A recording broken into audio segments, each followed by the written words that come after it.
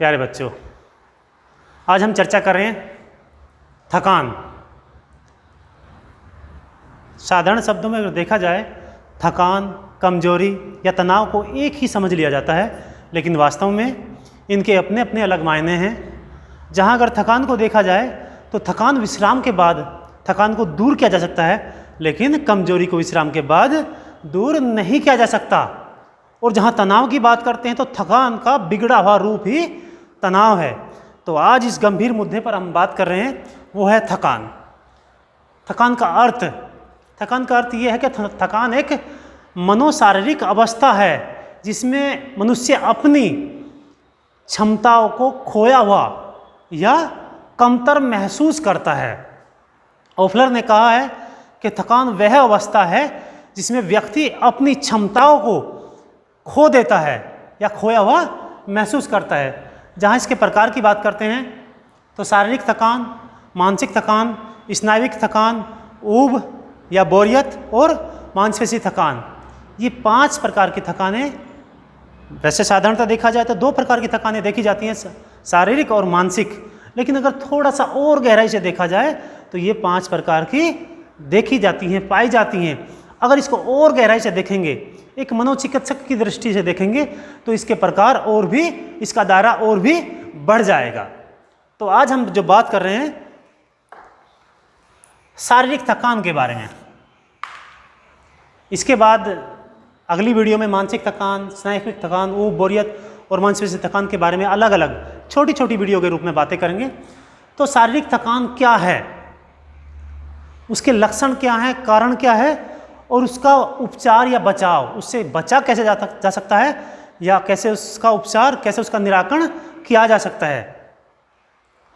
तो शारीरिक थकान, जब ऐसे लक्षण देखे जाते हैं, पाए जाते हैं कि मनुष्य के अंदर किसी काम को करने में अरुचि की भावना उत्पन्न हो जाती है, या उसकी कार्य करने की क्षमता घट जाती है, या उसका शरीर सही संतुलन में उसका सामंजस्य नहीं बन पाता है। वो किसी काम को करना तो चाहता है लेकिन गुणवत्ता के साथ कर नहीं पाता है।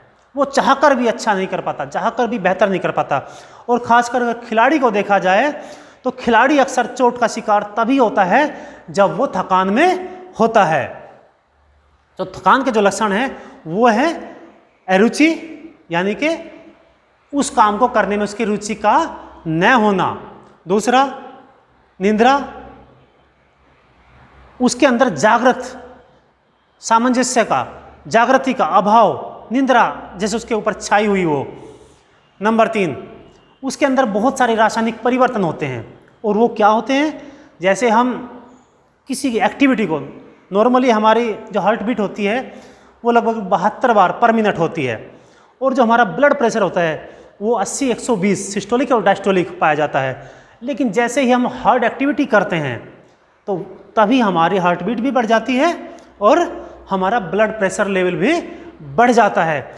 और इस लेवल के बढ़ने से हमारे शरीर में जो केमिकल चेंजेस पैदा होते हैं, जो विकार पैदा होते हैं, वो थकान का कारण बनते हैं। उसमें सबसे मुख्य कारण है लैक्टिक एसिड का बढ़ जाना, जिसको दुग्धामल भी बोला जाता है। लैक्टिक एसिड का बढ़ जाना इसका एक मुख्य कारण है। और हमारे शरीर में जब हमें अधिक ऊर्जा की आवश्यकता होती है तो आपने देखा होगा कि हम तेज तेज सांस लेते हैं। जब 100 मीटर दौड़ के रुकते हैं या किसी काम को बहुत जल्दी में करके रुकते हैं तो देखोगे ना, अपने आप सांसें फूली महसूस करते हैं। तो हमें अधिक ऊर्जा के लिए अधिक श्वास की आवश्यकता होती है, जिसके लिए हमारा हार्ट जल्दी जल्दी पंप करता है और हमारे फेफड़े अधिक ऑक्सीजन ग्रहण करने का कार्य करते हैं या कार्य का प्रयास करते हैं। तो ऐसी अवस्था में हमारे शरीर में ऑक्सीजन की कमी हो जाती है और कार्बन डाइऑक्साइड की अधिकता हो जाती है। इसको ऑक्सीजन डेप्ट भी बोला जाता है। ये ऑक्सीजन ऋण के रूप में जाना जाता है। जिस तरह से आदमी बैंक से लोन ले लेता है और बैंक से कर्ज लेकर कर्ज बंद हो जाता है और वो फिर अपने आप को संभाल नहीं पाता, ठीक उसी प्रकार से यहाँ जब फिजिकल एक्टिविटी करता है तो वो ऑक्सीजन को ऋण ले लेता है। उसके अंदर कार्बन डाइऑक्साइड यानी कि कर्जा उसके ऊपर ब्याज बढ़ जाता है और उसको वो धीरे धीरे करके बाद में चुकाता है। तो थकान का जो मुख्य कारण है वो कार्बन डाइऑक्साइड का बढ़ना, अमोनिया का बढ़ना और लैक्टिक एसिड का बढ़ जाना। ये थकान के मुख्य लक्षण हैं, थकान के जो कारण हैं ये थकान के मुख्य कारण हैं। और इसके साथ साथ अगर देखा जाए तो इसका निराकरण कैसे कर सकते हैं।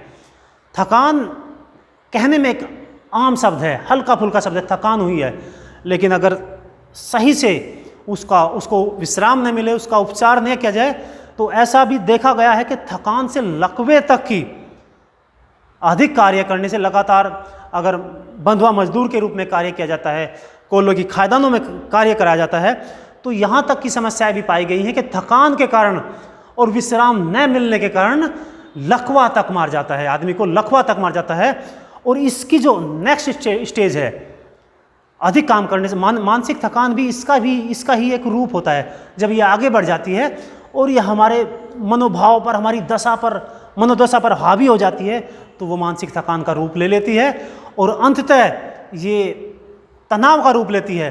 और तनाव के उन गंभीर स्टेज पे चली जाती है जहाँ फिर हम उससे स्वतः वापस नहीं आ पाते, फिर हमें किसी मनोचिकित्सक की या चिकित्सक की आवश्यकता पड़ती है।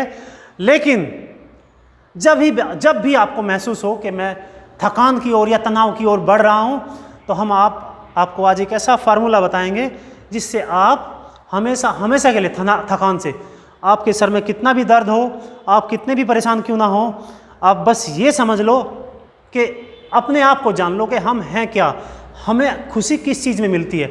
हमें उस समय ये पता होना चाहिए कि हमें खुशी किस कार्य को करने में मिलती है या किस खेल को खेलने में मिलती है।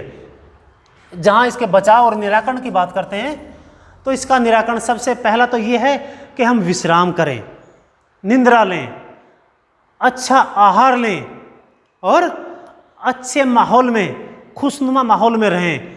और अंत में अगर हमारे पास खेलने के लिए साजो सामान है, मैदान है और ऐसा माहौल है, तो कितनी भी थकान, कितनी भी टेंशन आपको ना हो, कितना भी तनाव आपके ऊपर हावी क्यों ना हो, यहाँ तक कि जहाँ आप सो नहीं पा रहे हो, आप कुछ भी नहीं कर पा रहे हो, आप हैंग हो चुके हो, तो आप खेल के मैदान पर चले जाओ। मैं बहुत ही सरल शब्दों में आपसे कह रहा हूँ कि आप खेल के मैदान पर चले जाओ। मनोचिकित्सक से पहले अगर कोई इलाज है तो वो खेल है। आप खेल के द्वारा अपने तनाव को, अपनी थकान को, अपनी चिंताओं को दूर कर सकते हैं। नेक्स्ट वीडियो में जब हम मिलेंगे तो थकान के जो बाकी 4 कारण हैं, 4 प्रकार हैं, उसके बारे में चर्चा करते हैं। धन्यवाद।